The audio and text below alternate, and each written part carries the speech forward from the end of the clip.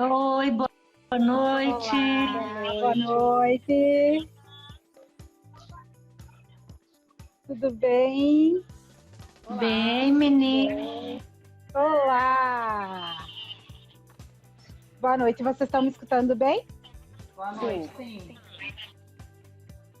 Porque agora é complicado essas questões de conexão. Esses últimos dias eu tive uma live para fazer e tive que cancelar porque não funcionou a nossa conexão aqui. Sim, às vezes acontece, ou fica caindo, às vezes acontece. Girando. Vou dar só mais uns minutinhos para o pessoal entrar. E daí já vamos iniciar. Nossos aviãozinhos, né? Convidando nossos amigos. Isso, convida o pessoal, manda aviãozinho. Vamos convidar todo mundo. O pessoal da aba tá meio atarefado hoje, pois tivemos o seminário hoje o dia todo, né? Sim. Estão trabalhando, hein, meninas? Estão ainda. Trabalhando bastante. Tenho acompanhado, estão trabalhando bastante. Ai, maravilhoso, é tão bom esse movimento todo, né, que a gente tem feito. É impressionante, assim, a força que tem a aba, né, que nos faz conhecer tantas pessoas e o networking é impressionante, assim. A Tati já vinha me convidando há muito tempo, a doutora Tatiana, minha sócia, e eu pensava, será, né, será que vale a pena? E, assim, é impressionante a mudança na mentalidade da gente e como a gente consegue conhecer pessoas, né, ao longo dessa caminhada e a gente vai só agregando. Tu entrou quando, Tirjan? Eu entrei agora em março. Ah, tá. Eu entrei no final do ano passado. Mas eu já conhecia a doutora Jamila aqui da cidade, a doutora Adriana, e eu, por curiosidade, fui perguntar para a Jamila como que funcionava, o que era, enfim. E daí, por isso que eu me associei. E, assim, maravilhoso. É o antes e depois, realmente, né? Quando e eu posso dar testemunho também, Débora. A Débora, o antes e depois da Débora é visível, assim, o progresso. Isso eu também não sou da área de vocês, mas eu quero dizer assim, acompanhando a trajetória da Débora, eu sempre comento com ela que eu percebo o avanço que ela teve em muitas áreas, assim, em muitas discussões nesse sentido. Não deixa ligado. Sim. E já fica o convite a todos os advogados que estão aqui nos prestigiando, né, que ainda não fazem parte da aba. Venha fazer parte do nosso time. Estamos abertos a receber todos vocês e a próxima vez pode ser você aqui com a gente, né, doutora Débora? É verdade. E vou dizer que assim, eu acho que vamos... Por favor. Tá. Eu vou dizer que eu, Tirza, nunca me imaginei palestrando para outros advogados, que nem aconteceu agora não me lembro a data, em maio. Não, abril, março, nas Mulheres Visíveis. Então, a cada evento, a cada convite, né, a gente vai melhorando e reformulando a nossa palestra, mudando, né? Daqui uns dias a gente vai ter o seminário da família também, né? Acredito que é a semana que vem. Em breve. Então, isso é muito bacana, da gente ir se soltando, estarmos visíveis, que isso é muito difícil para nós, advogadas, né? Exato, a visibilidade, né? Eu quero agradecer a todo mundo que está aqui, a todos os amigos, minha sócia, a doutora Tatiana, maravilhosa, minha incentivadora. É muito por você que eu estou aqui hoje, né? Que eu mudei minha vida completamente e estou fazendo o inimaginável para mim, que era estar aqui hoje conversando com a internet, eu comandando uma live, né? Então, acho que a gente tem que ser muito humilde para reconhecer, né? Que a gente está iniciando a nossa caminhada, mas já estamos aqui, né? Então, gurias, vamos iniciar. Hoje é dia 25 de maio, é o Dia Nacional da Adoção. Eu quero iniciar falando da minha paixão sobre esse tema. Eu tenho casos de adoção na minha família e eu acho que é um ato de amor sem precedentes. Eu acho que é a possibilidade de você mudar a vida de uma pessoa, de você mudar a vida de uma criança e da família mudar a sua vida também. Né? Então, assim, me encanta e me apaixona e eu estou muito feliz por estar aqui hoje conversando com vocês. A doutora Fernanda, que é apaixonada pelo tema, advogada de família, me deu uma contribuição muito grandiosa, né? A doutora Débora, maravilhosa, nem palavras. A nossa querida assistente social, a Silvânia. A gente fica muito feliz de receber, porque nós temos a visão do advogado, né, Silvana? Então, é importante ter essa visão do assistente social, do profissional do assistente social, né? Então, pessoal, vamos começar. Doutora Fernanda, como é que iniciamos esse procedimento da adoção? Então, primeiramente, boa noite a todos então, que já entraram aqui conosco. Dizer que é uma honra participar dessa live nesse dia tão especial, então, que é o Dia Nacional da Adoção, né? E aniversário da minha filha também, hoje é aniversário da minha filha. Ai, parabéns. E eu gosto muito do tema da adoção, eu tenho um carinho muito grande também, tenho experiências pessoais dentro da minha família também, envolvendo esse tema, então acabei que me aproximei assim, mais das questões da adoção.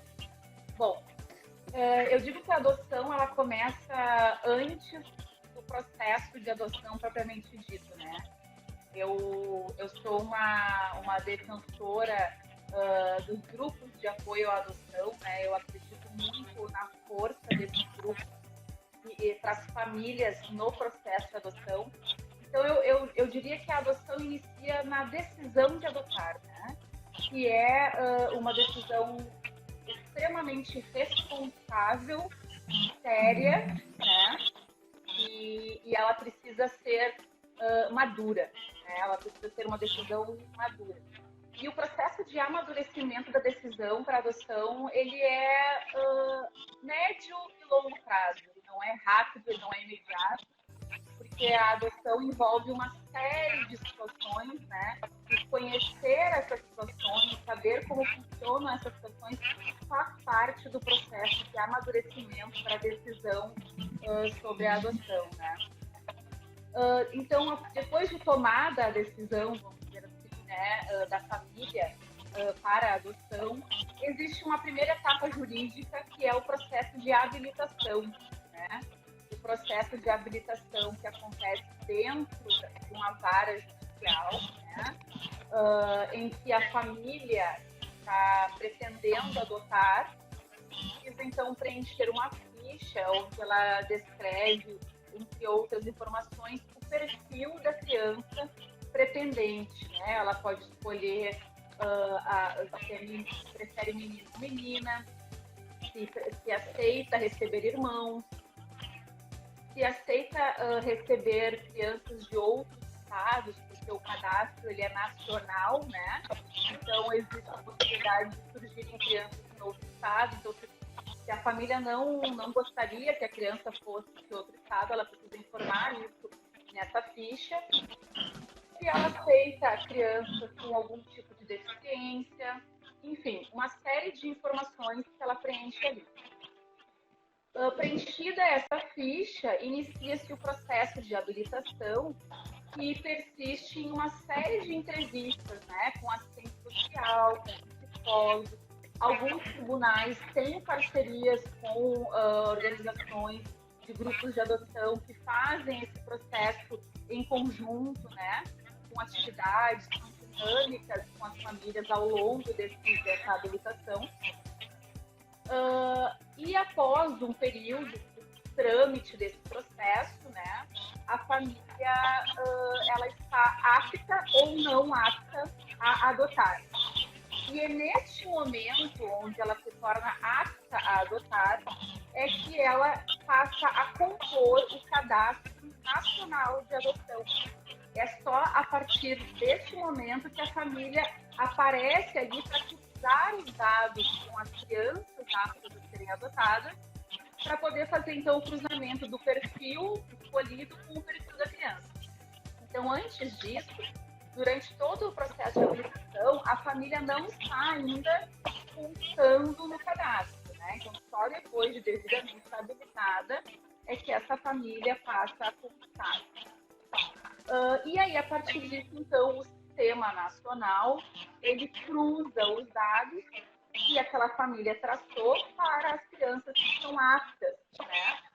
Importante dizer que esse perfil, ele pode ser modificado, né? Ele não é um perfil que se escolhe e aí não tem o que fazer, não.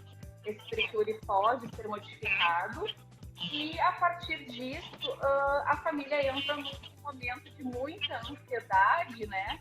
Que é o momento de espera pela grande ligação do cartório, dizendo, olha, tem uma criança aqui no seu perfil. E esse é um processo de muita ansiedade.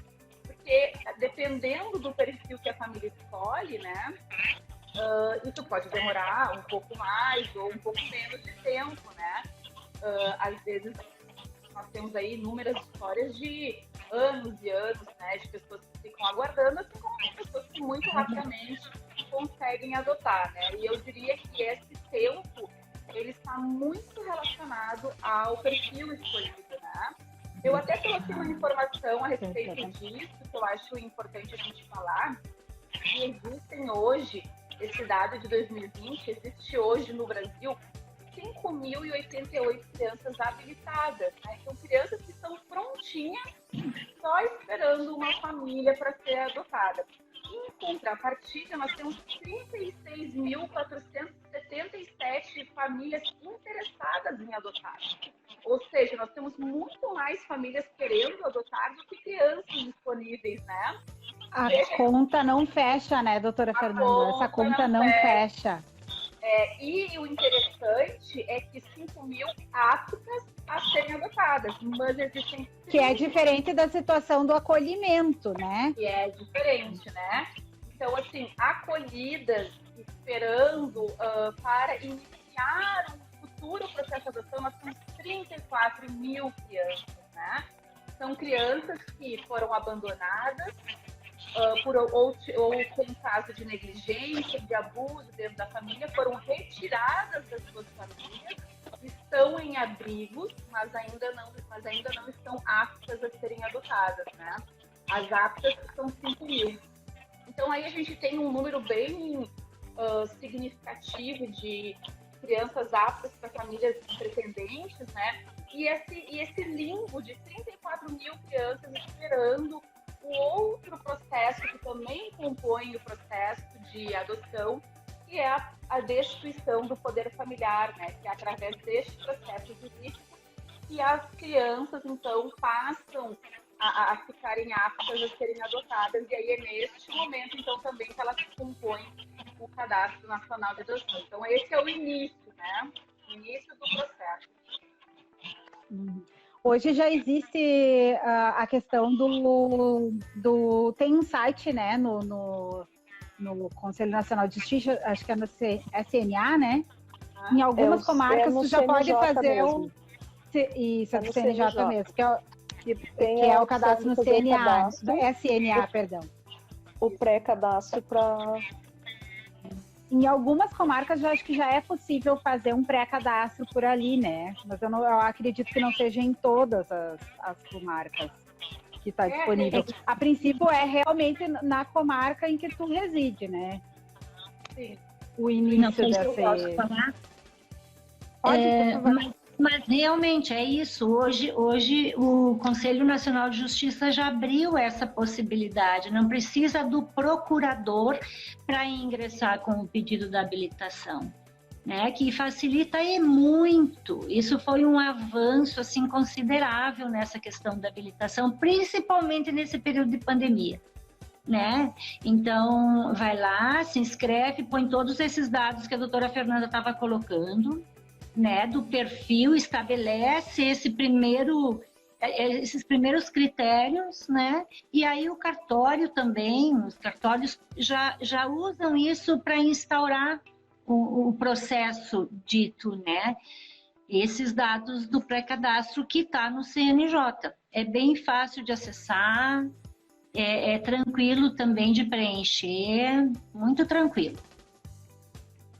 E, Silvana, já vamos cadastro- aproveitar. Pode falar. favor, doutora. Esse Não, eu ia cadastro foi aproveitar, conversar. Eu tô com um delay aqui. Vai, doutora Débora. Esse cadastro, conversando com a Silvana antes da live, ela falou que essa possibilidade de cadastrar os dados dos pais, enfim, dos adotantes, foi recentemente essa alteração, porque antes era direto na vara, né?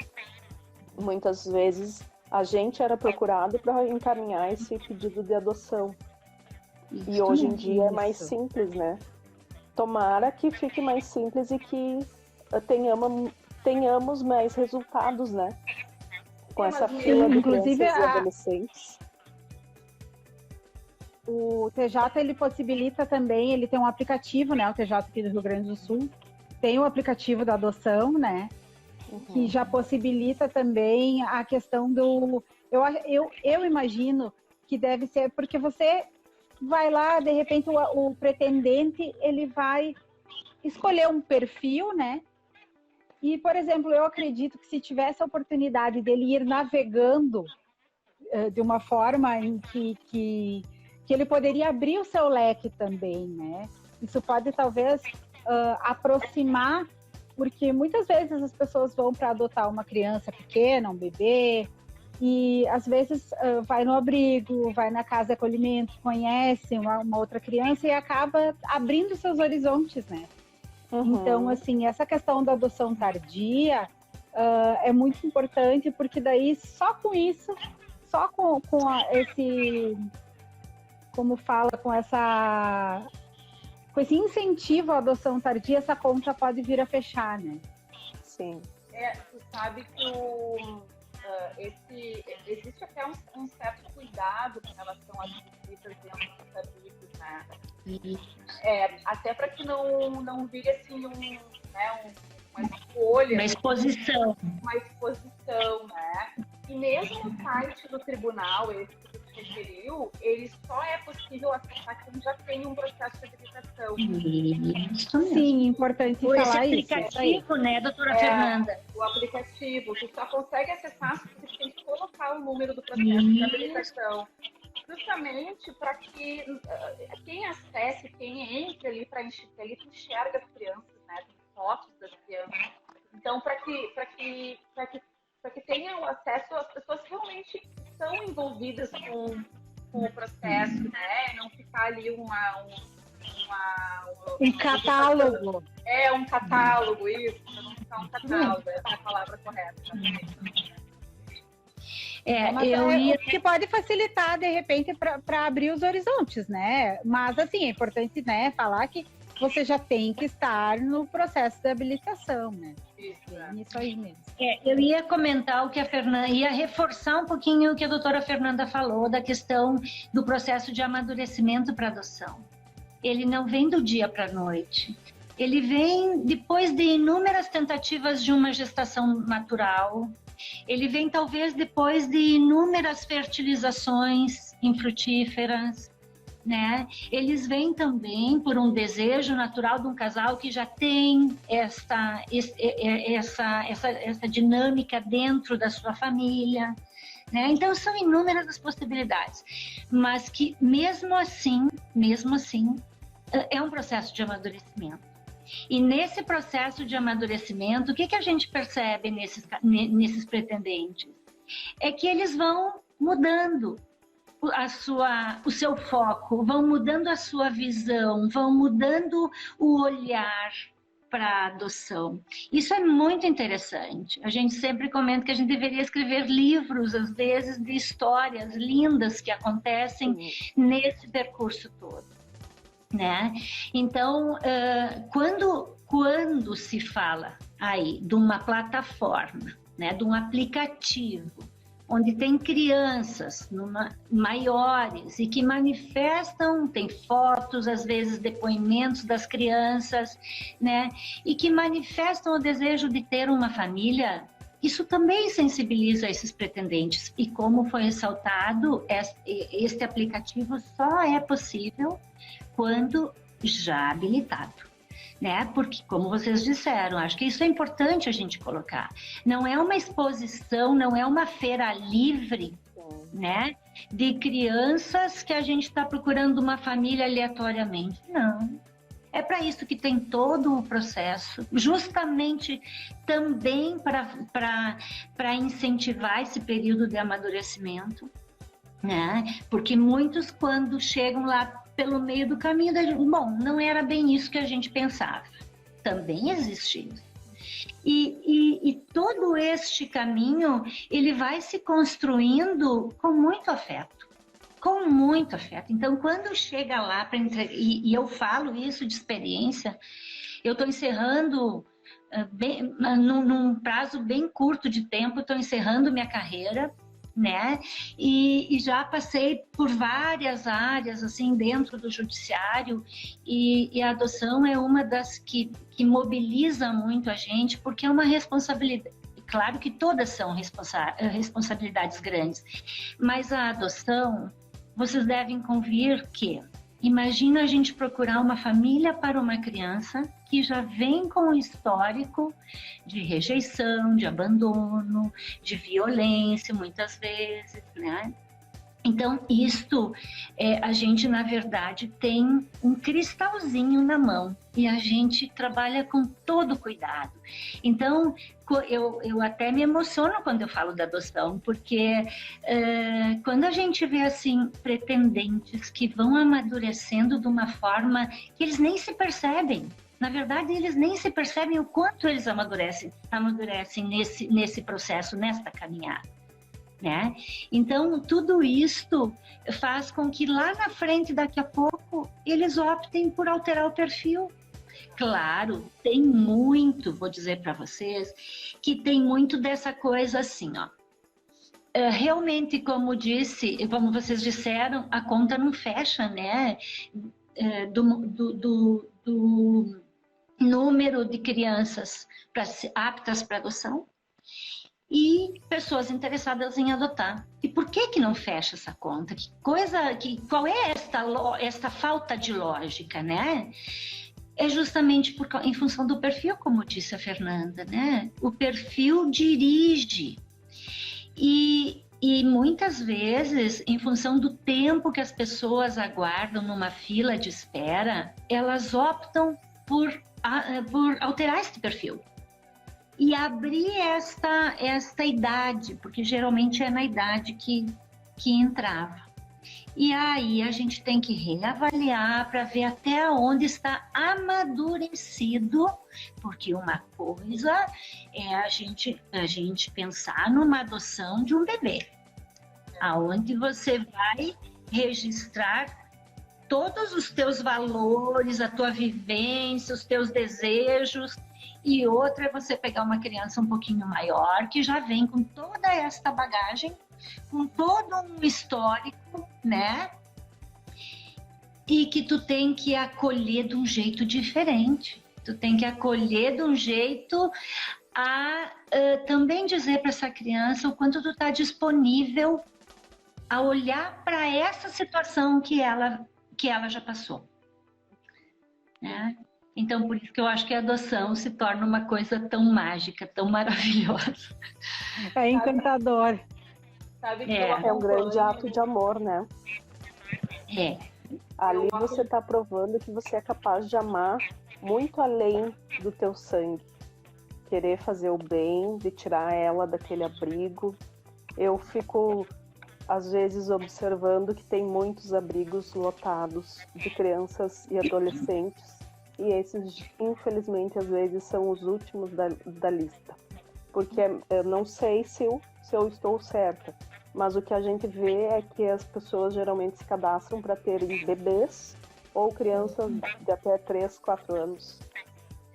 Isso é muito delicado também, né?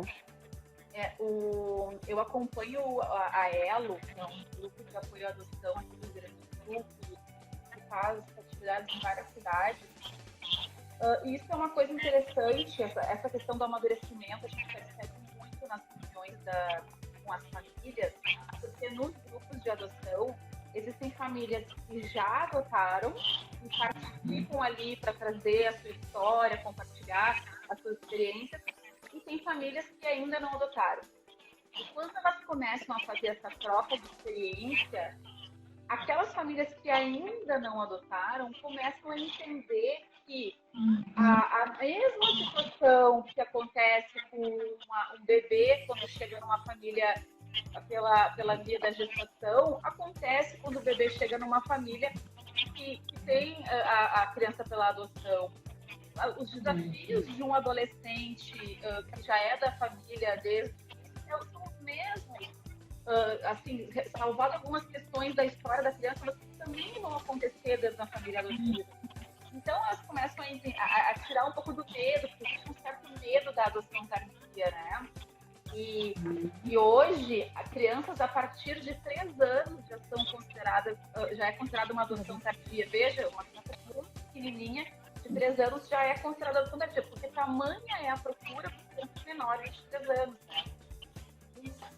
Um outro elemento que eu acho interessante também trazer com relação à amorosidade desse processo e que acaba fazendo com que muitas crianças demorem para serem adotadas é justamente a destituição do poder familiar, né? Ele é um processo longo, necessário que tenham cuidado da destituição, mas ele muitas vezes ele acaba sendo um empecilho. E aí, quando a criança termina o processo de destituição do poder familiar e ela está apta, ela já está numa idade muito avançada, diminuindo consideravelmente o número de famílias interessadas em adolescentes, né, ou pré-adolescentes.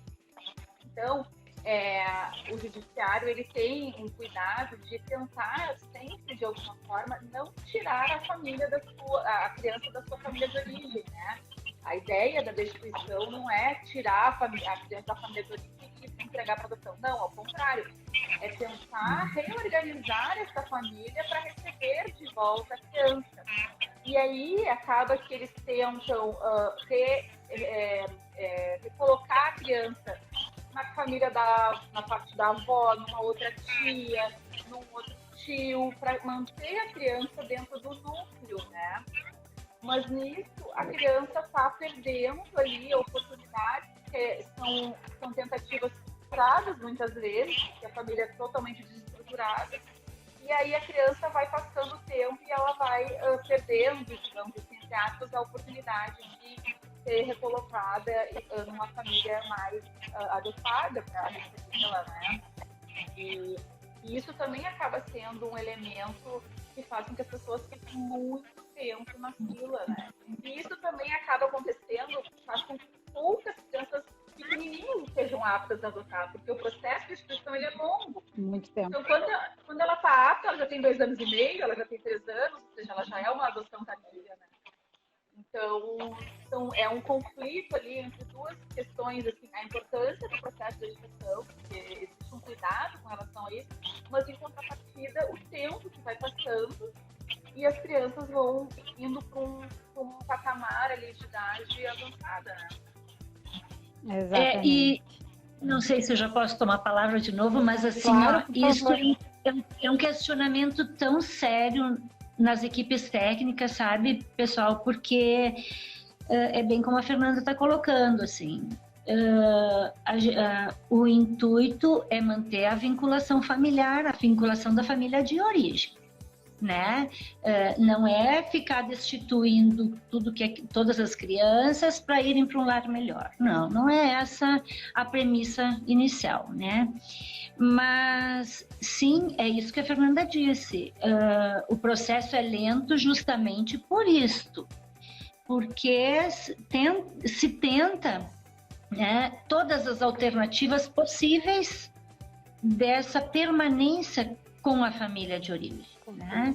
E não é incomum, sabe, meninas, a gente ter assim, ó, investir numa linha, num braço da família de origem, e daqui a pouco tudo cai por terra e a gente tem que recomeçar tudo de novo.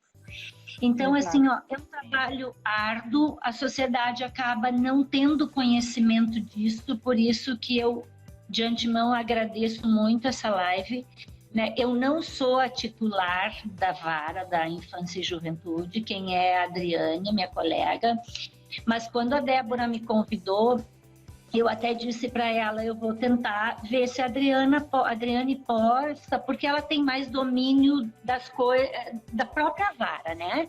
De dados e tal, mas eu fui em busca para trazer para você se necessário. Mas, assim, já passei muito pela vara da infância e continuo passando, porque substituo a Adriane, mas, assim, realmente, sabe, é um questionamento muito sério e que nos rouba bastante a tranquilidade, vou dizer assim, porque a gente gostaria que aquelas crianças fossem logo para um lar, mas a gente também tem que dar a possibilidade dessa família se reestruturar, se reorganizar. E no momento, né, e em função assim de toda a conjuntura social do nosso país, a gente sabe, a gente ouve das mães, né, das famílias, enfim, muitas vezes elas dizerem para a gente que elas não querem dar os seus filhos. Elas têm amor por aquela criança, aquele adolescente, mas elas não têm condições de ficar. Então, também é muito conflituoso esse momento de entregar o seu filho para uma outra família, por melhor que esta outra família seja, por mais que eles tenham entendimento de que a criança vai ter uma situação de vida talvez melhor com a outra família, em termos de oportunidades de vida, de tranquilidade, né? Mas eles têm amor por aquele seu filho, né? Então, esta gama de situações que a conjuntura traz, né? Ela é difícil para os tribunais, ela é difícil para os agentes da justiça, né? Porque assim, ó, todos são humanos e compreendem isto da pessoa que a gente está avaliando, o juiz quando decide, o promotor quando se manifesta, né? Então, isso é muito sério. Muito sério. E eu queria trazer eu queria só trazer mais um ponto que eu estava comentando com a Débora das adoções diretas, né? Elas ainda existem, gente. Assim, os tribunais de todo o país fazem campanhas da entrega responsável, né? Abre o judiciário, vamos dizer assim, para que essas mulheres que desejam entregar seus filhos venham até nós, né? E possam manifestar o seu interesse.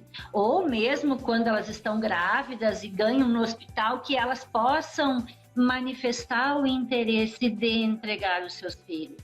Justamente para quê? Para que a gente possa, não para a gente ter controle, porque a gente ouve isso, o judiciário quer ter o controle, não é isso. É para que a gente possa assegurar que essa criança possa também ir para um lar que não sofra uma nova rejeição, um novo abandono. É questão de segurança, né, Silvana? Exatamente. É segurança da criança, né? Então assim, ó, mas ainda há, sabe? Ainda há essas adoções diretas, adoções à brasileira, como queira se chamar, e não é um número muito pequeno, sabe? Não é um número pequeno e nem é por pessoas pouco esclarecidas, não. A gente tem a ideia, gente que não conhece a lei, não é bem assim. Tem gente bastante esclarecido e conhecedor do caminho e que opta por isso justamente para não ser submetido muitas vezes a essas avaliações que a gente faz, né? Ou a uma espera. Falando disso, eu já vou aproveitar, Silvana, assim, porque a gente tem muita dúvida e as pessoas nos perguntam também como é que funciona a avaliação do assistente social, né? Como é que funciona essa questão? O que realmente é levado em consideração? Como é que é feito tudo isso? Tá, então assim, ó, o que se preconiza nessas avaliações? É que este lar que vai receber esta criança esteja aberto a olhar para essa criança, né? Muito mais do que ávido por ter um filho, né? Porque, como disse a Fernanda, problemas de educação, de divergência de pensamento vai acontecer na família biológica e na família adotiva da mesma forma. Claro, com nuances diferentes, sim, nuances diferentes, vivências diferentes. Mas vai acontecer. Mas na adoção, o mito é de que é problema da adoção. Deu algum problema de relacionamento entre pais e filhos? É por causa da adoção. Isso é mito, né? Isso é mito. Então, assim, então o que a gente vai avaliando? O amadurecimento para adoção, qual é realmente o desejo, o que é que leva essas pessoas, como disse a Débora, o que faz essas pessoas terem esse amor incondicional e aceitar o filho que foi gestado em outra família, né? E que muitas pessoas também não aceitam, né? Daí nem vão para adoção. Então, assim, a questão, aí perguntam assim, mas e a questão financeira? Até onde a questão financeira é importante? É importante no momento que você que o pretendente tenha as condições básicas, né, de dar uma vida digna para uma criança ou um adolescente. Mas não que isto seja a exigência de um nível de poder aquisitivo maior. Então o cara que não tem muitas possibilidades não pode adotar? Não, pode da mesma forma. Né? A questão é o afeto, a possibilidade do vínculo que ele pode estabelecer com esse adotado. Né? Eu acho que essa questão do financeiro é essa questão da estabilidade em si, né, de ser uma família estável financeiramente, mas não precisa ter condições, não precisa ser uma família abastada, né? Desde que seja, de certa forma... Porque se a gente for olhar, vamos pensar pelo outro lado, então. Vamos pensar nessa pandemia.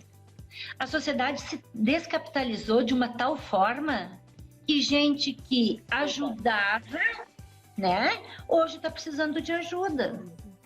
Ok? E se a gente pensar em qualquer outra situação, né, que venha a ocorrer e que descapitalize as pessoas, nada impede. Então, é aquilo que eu disse, não precisa ter uma situação financeira muito boa, não, isso não é condição. A condição é você poder oportunizar uma vida digna, uma certa tranquilidade, né? E ter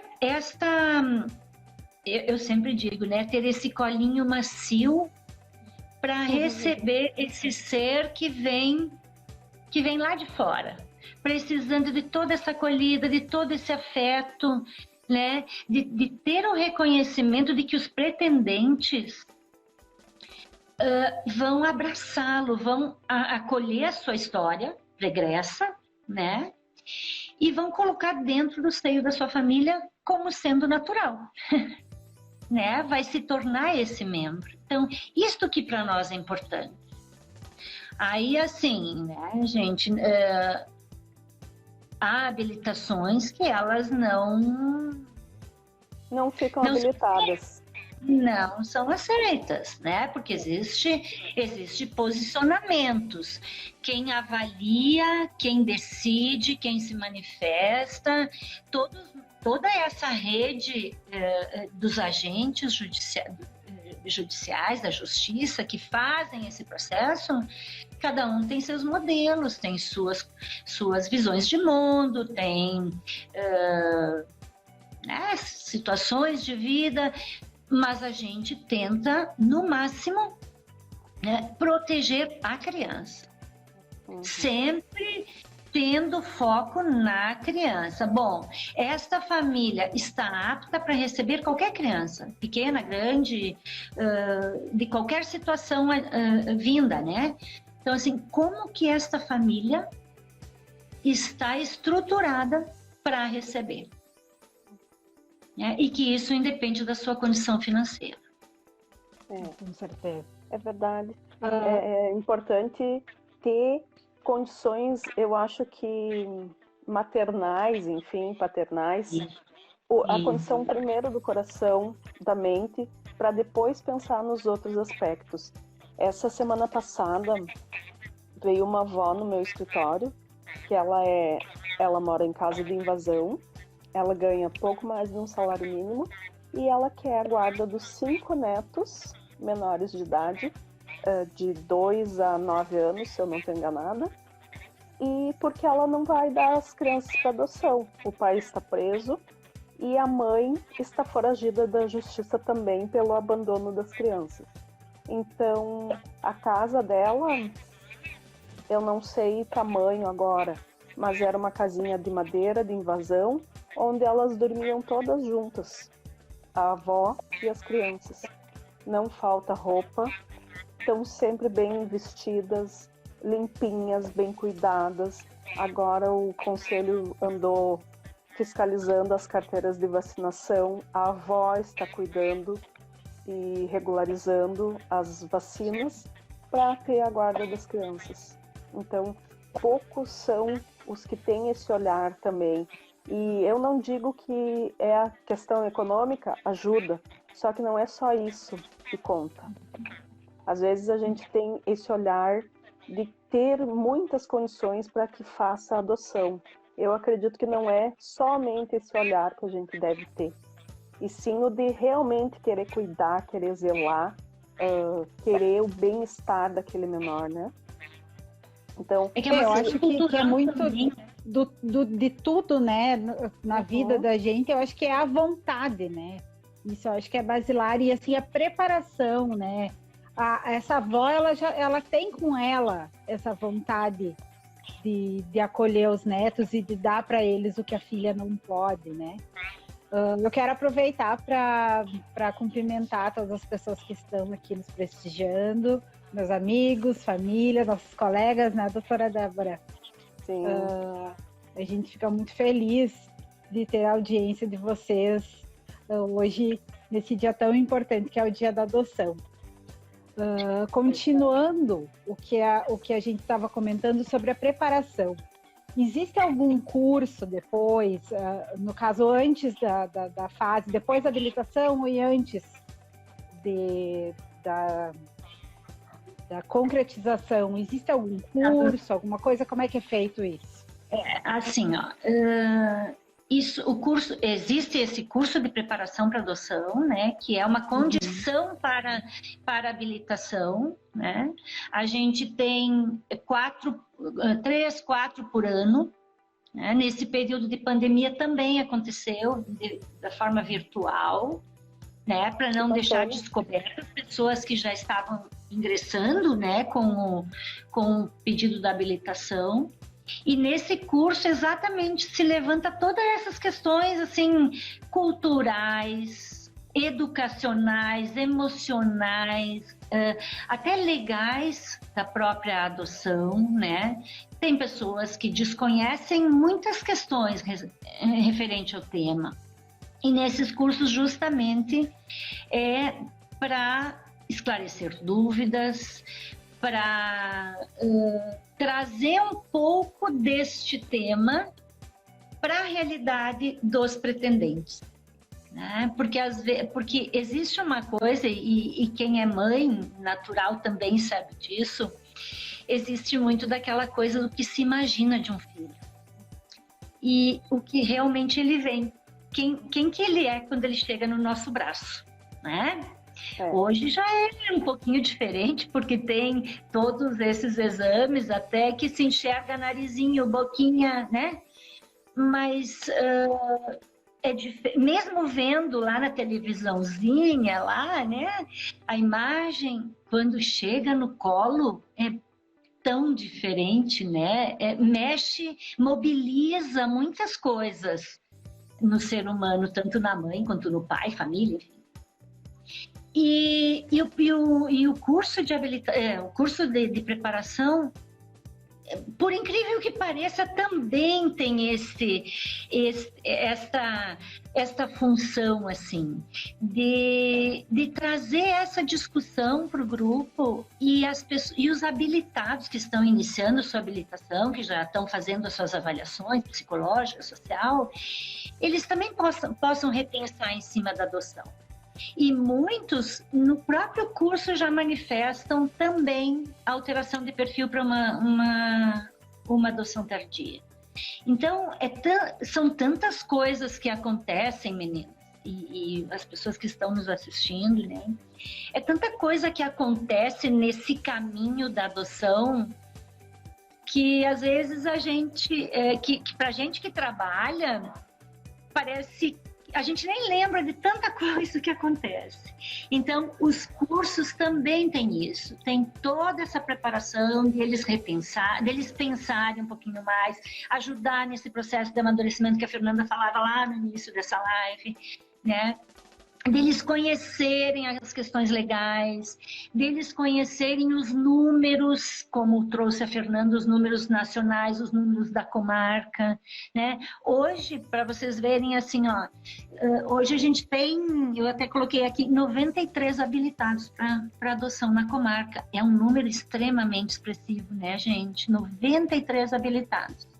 Claro que perfil diverso, né? Uhum. Recém-nascido diverso.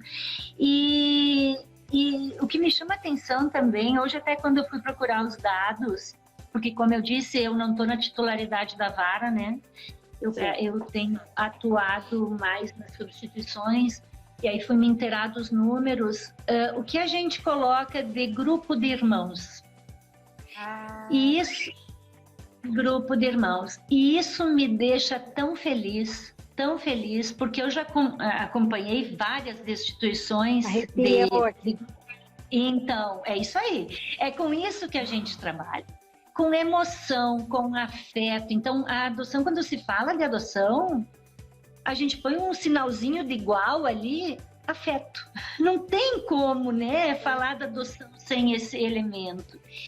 E é incrível, assim, eu fico vendo, assim, os dados, quantos grupos de irmãos que a gente coloca. Então, para ver como a sociedade também, ela está se abrindo para um novo olhar, espectro. Né, Exatamente. Nova modalidade de família também, né? Isso aí, exatamente. As configurações familiares, vocês que trabalham na família, vocês veem inúmeras, né? Sim. Nós também. Então, assim, ó, elas se alteraram. Hoje está mais difícil a gente achar aquela família tradicional, que se tinha, aquele modelo tradicional, do que esses alternativos que estão se reprogramando ao longo desses anos aí, né? Então, e eu acho que com isso também vem este novo olhar para a adoção. Não mais como um filho para satisfazer a minha vontade, mas a acolhida de uma criança que talvez venha com 3, 4 atrás, né? Eu tenho uma conhecida que ela se inscreveu para adotar não sei as idades, mas daí realmente eles eram em 3 irmãos e ela resolveu adotar os 3, de foram 3. Então tem que ter essa percepção, esse olhar e estar disposto também quando isso acontece, né, Sil? Porque não é apenas o bolso que conta, é a disponibilidade da pessoa, é afeto, né? Porque podia não estar nem aí, não querer nenhum e nem os 3 e ficar no meio do caminho ou desistir, né? Ou prosseguir. Eu gosto de pensar na adoção muito mais como uma vontade de ter um filho do que uma vontade de adotar. Né? Porque às vezes a gente percebe que existe uma ânsia, uma ansiedade pela adoção, pelo significado que existe em torno do processo de adoção, de tu acolher, de tu dar afeto, retirar aquela criança de uma situação de vulnerabilidade. Mas eu acho que o amadurecimento da família apta a adotar, ela tem que envolver a vontade de ter um filho independente do processo em si de adoção. Porque eu acho que fica mais maduro, no sentido de ser mais sincero, assim, porque senão fica caridade, sabe? Não vira caridade. E aí... foi um dos pontos que eu anotei aqui também. Porque aí distorce um pouco o grande objetivo, que é a criança encontrar uma família, não a família encontrar uma criança, né? Tem uma dinâmica que os grupos de adoção fazem, ou enfim, a Elo fez certa vez e me chamou a atenção, e eu acho interessante a gente refletir sobre isso. Sobre essa questão de ser escolhido, né? A Elo, numa dinâmica com as famílias, eles fizeram uma dinâmica com o apadrinhamento. E aí o processo de apadrinhamento, ele partia das crianças para os padrinhos, não os padrinhos para as crianças. E aí os padrinhos puderam degustar o sentimento de ser escolhido, né? E não de escolher. E aí isso gerou uma reflexão, porque as crianças passam o tempo inteiro por isso, né? Serem ou não serem escolhidas em determinado momento quando elas estão no processo de adoção. E isso também gera nas famílias essa reflexão justamente sobre o quanto que eu estou escolhendo, o porquê que eu estou escolhendo esse ou aquele perfil. Claro que existem questões, por exemplo, optar por uma criança que tenha ou não alguma necessidade, isso envolve outros fatores, né? Mas eu digo essa questão assim de crianças negras, né, que ainda não são a maioria da preferência, né? Crianças são preferências crianças brancas, as meninas com relação aos meninos, né? Os grupos de irmãos, que existe um cuidado também do encaminhamento para que adotem os irmãos, né, para que eles mantenham algum vínculo, né, com a família de origem. Então, esse sentimento de ser escolhido, experimentar isso também acaba trazendo um amadurecimento, e as pessoas ficam diferentes, né? Quando, por que eu não fui escolhida, né? O que será que tem de errado? Imagina, nós adultos, maduros, que não estamos sendo adotados, a gente já fica numa situação, de certa forma, desconfortável ali, de não ter sido escolhida por aquela criança. Então, essas dinâmicas que acontecem dentro dos grupos, por isso que eu gosto tanto, e até em razão dos meus cunhados estarem envolvidos com esses grupos, eu acabo tendo um carinho também especial. Essas dinâmicas, essas vivências dos grupos, tanto no momento de iniciar o processo, quanto após o processo, eu acho que são fundamentais, assim, para o amadurecimento, para o conhecimento, para o entendimento, né, desse processo de adoção, que ele é muito mais complexo e cuidadoso do que simplesmente agora eu vou ter um filho, né? Imagina, é o Estado que está cuidando daquela criança e precisa ter a responsabilidade de colocar aquela criança dentro de uma família. Mas quem são essas pessoas, né? Quem são essas pessoas? Então, por isso todo cuidado com o processo de habilitação. Então, é um processo realmente muito, muito sério, né? Precisa realmente ter um cuidado. E quanto mais profissionais estiverem envolvidos com essas questões, a gente consegue trazer mais informações para as pessoas verdadeiras, né? E desfazer alguns mitos, como foi dito aqui com relação à adoção, né? A gente trazer essas informações e explicar o que acontece mesmo nos bastidores de um processo de adoção. O que se pergunta? Tem uma experiência de um casal em processo de habilitação, que a assistência social pediu para eles trazerem fotos da família, né? Assim, deles, pais, avós, enfim.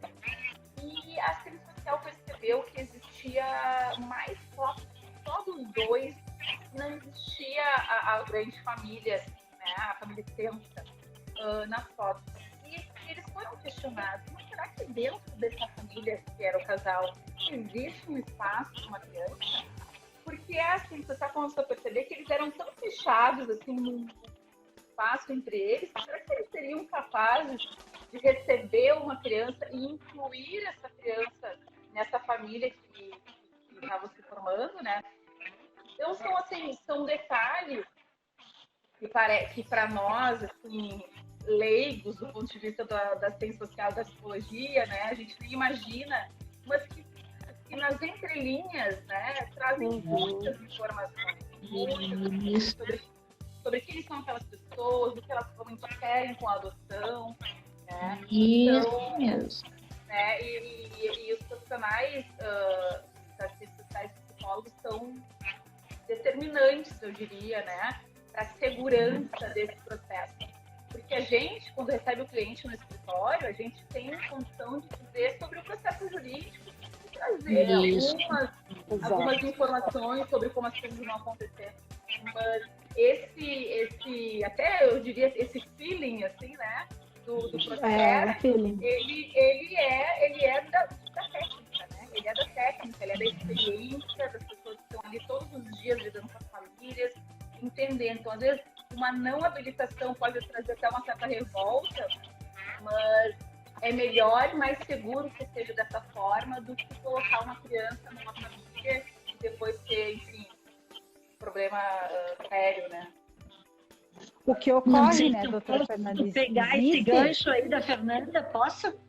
Pode. Claro, por favor. Sabe? Então, eu só queria, assim, reforçar isso que a Fernanda está colocando. Gente, é muito sério mesmo. Não é uma brincadeira.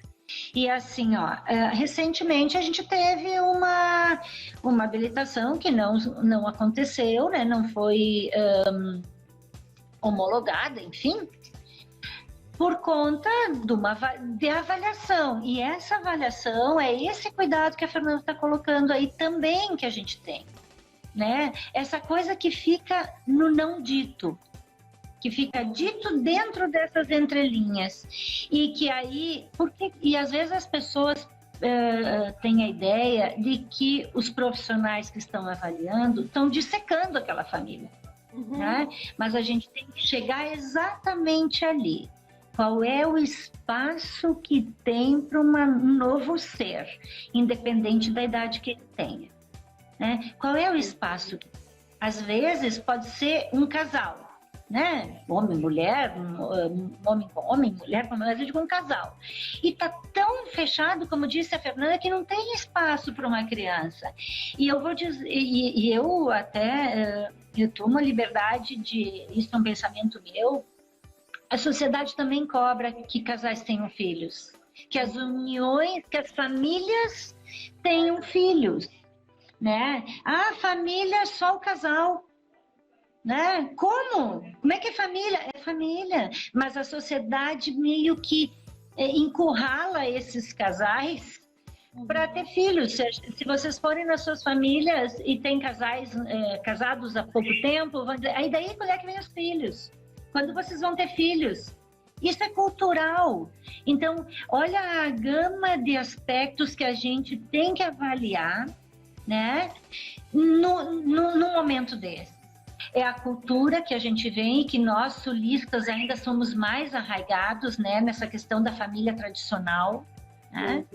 Então, tem toda a questão cultural, tem toda a questão de se pensar os espaços de cada um dentro dessa composição familiar, né? Eu acho que estava programado para 1 hora. Vou chamar as gurias de novo. Vou chamar o pessoal de novo, acho que ficou programado para 1 hora. Aí. Oi. Já vão aceitar o convite. É verdade. Voltamos. Vamos finalizar, pelo menos, né? Não sei se conseguiu gravar a live. Consegui gravar, consegui salvar. Ai, ótimo. Consegui. Então eu acho que ficou programado para 1 hora, peço desculpas. A gente nem se deu por conta que passou tão rápido.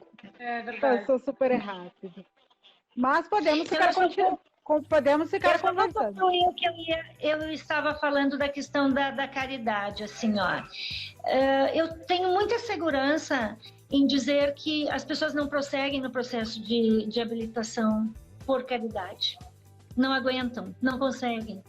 Então, quem vai para um processo de habilitação, com todas essas avaliações, com toda a documentação que tem que juntar, né?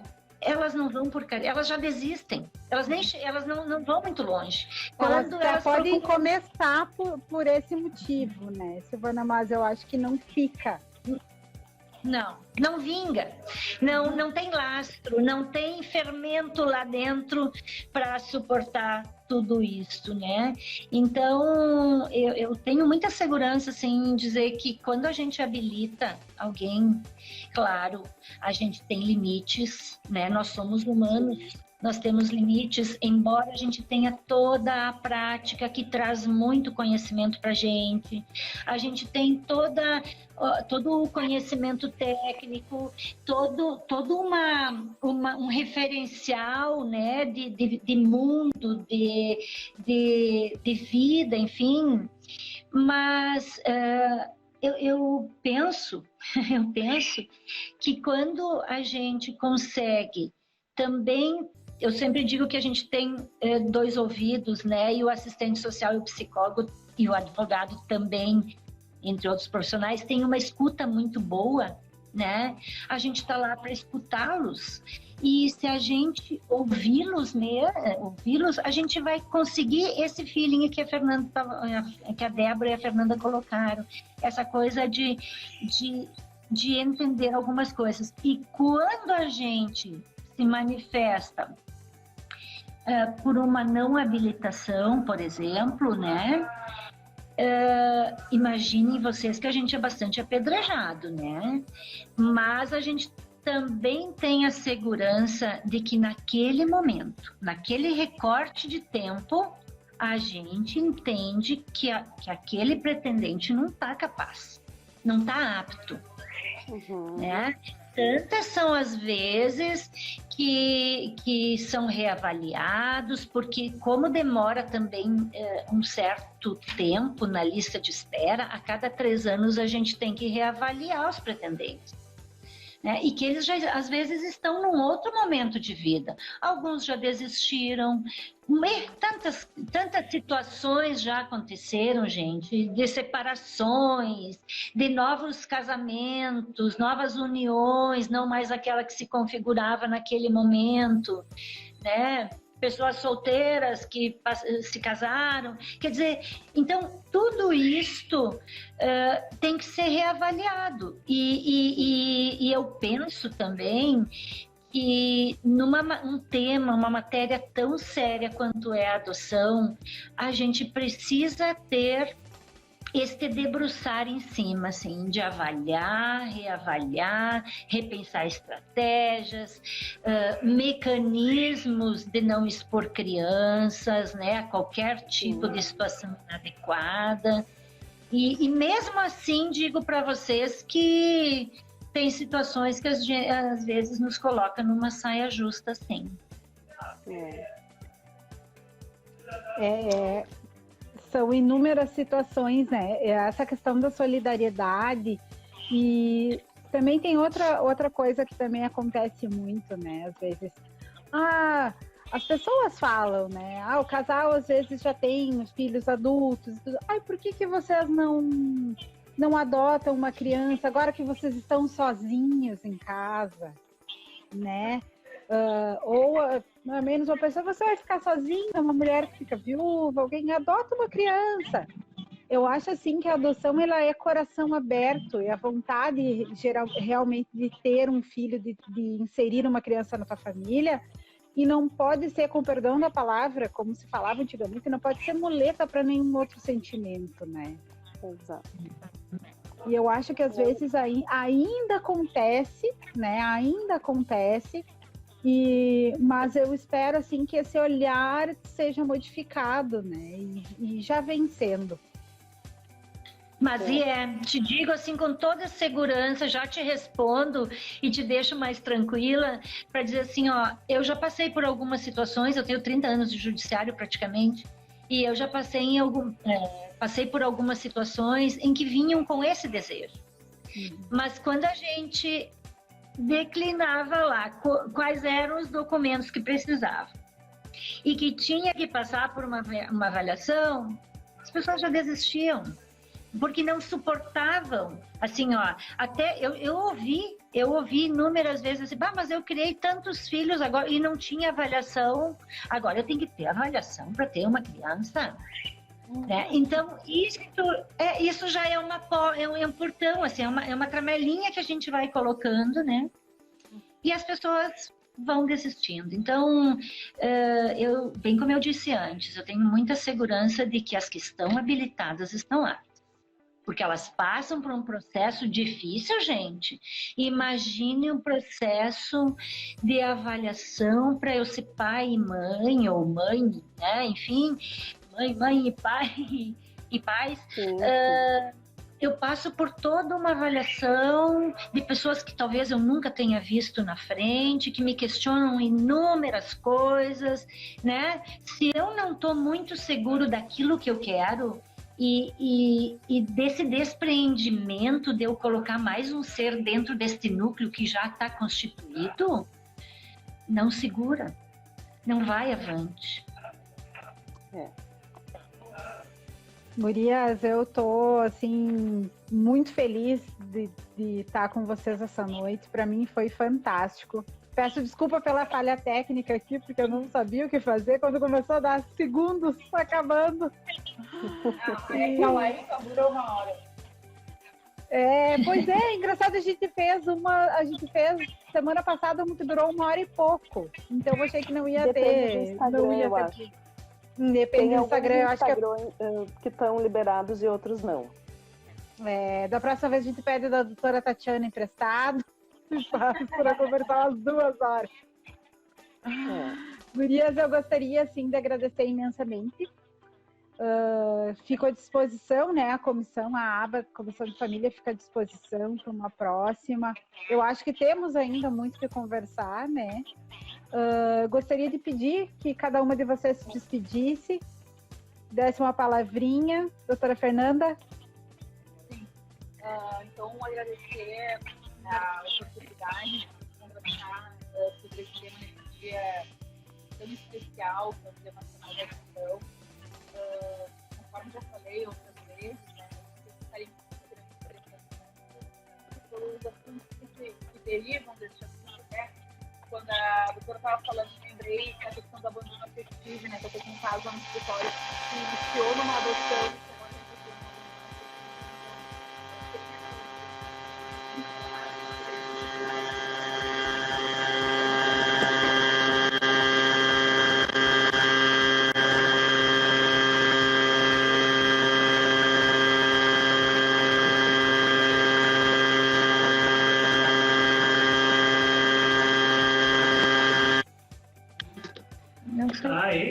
Eu acho que está com muita interferência, doutora. Acho que sim. Vamos Oi, ver. tá me ouvindo? Sim. Agora melhor. Tá. E agradecer pela oportunidade de ficar à disposição de vocês, convidar a acompanharem o meu trabalho também nas redes sociais, que façam um trabalho bem pontual ali com relação não só à adoção, enfim, mas aos temas de família. Obrigada.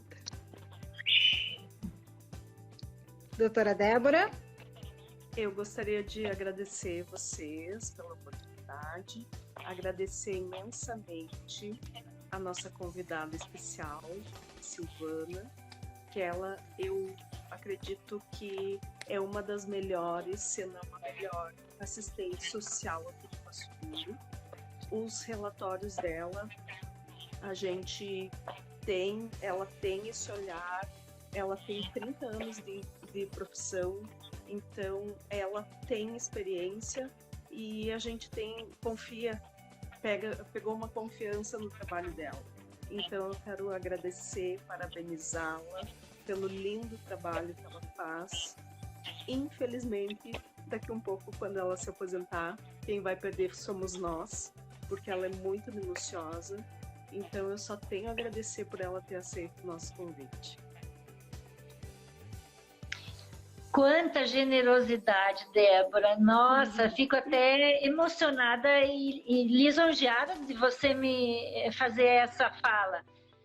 Eu agradeço também imensamente assim, ó, a oportunidade da gente socializar conhecimento, socializar situações e uma discussão de um tema tão importante e tão delicado, né? Então, eu acho que esses momentos que se tem, eles são riquíssimos, riquíssimos. Claro, é bem como eu disse, assim, ó, eu não sou titular da vara, mas a Adriane, que é a minha colega e é a titular da Vara da Infância e Juventude, ela também está sempre disposta a colaborar nessas discussões, porque é um trabalho que vai muito além da nossa, do nosso elo funcional, né? Vai muito além daquilo, vamos dizer grosseiramente, daquilo que a gente é pago para fazer. Né? A gente faz com amor, com dedicação, porque o tema requer, porque é vida de pessoas que está em jogo, tanto dos pretendentes quanto das crianças que a gente coloca. Então, muito obrigada, gurias, obrigada, Débora, porque foi através da Débora que a ABA fez esse convite a mim, né? E agradeço, sim, toda a fala da Débora, mas a gente procura fazer o melhor que a gente pode, né? Claro, todos temos limitações, né? Essa oportunidade. A doutora Fernanda disse aqui que caiu a conexão dela. Eu agradeço vocês demais. Também vou encerrando dizendo que eu, Tirzá, não fui adotada, mas eu sou resultado de um esforço conjunto. Eu sou resultado de uma família que se uniu muito para me criar e para fazer um melhor. E eu sou muito grata a todos eles. E eu acho que é por isso que eu sou tão apaixonada pelo direito das famílias. Já estou emocionada aqui. E eu quero terminar com a frase do meu livro favorito no mundo. Parece coisa de Miss, mas não é, O Pequeno Príncipe. Só se vê bem com o coração, o potencial é invisível aos olhos. E eu acho que quando a gente conversa sobre adoção, é isso que vem a garganta quando a gente fala, né? Eu quero agradecer a todos os colegas, a ABA, e convidar os colegas também para prestigiar as lives de todo mundo, que é muito importante, né? Deixar o Instagram da Comissão de Família aberto a quem quiser nos contribuir com algum tema. Temos aí uma comissão recheada de pessoas competentes para conduzir debates que possam acrescentar. Então, agradeço demais as colegas que vieram mesmo depois do seminário acabando aí. A doutora Tatiana me disse que o seminário acabou às 8h15. Ainda a doutora Gracileide, a doutora Jamila, a doutora Tatiana vieram nos prestigiar, a doutora Carolina Santa Rosa. Eu agradeço demais a todas vocês. Muito obrigada. Fico à disposição de uma próxima. Até mais, obrigada. Boa noite. Até a próxima. Até mais, boa noite. Até a próxima. Tchau. Tchau.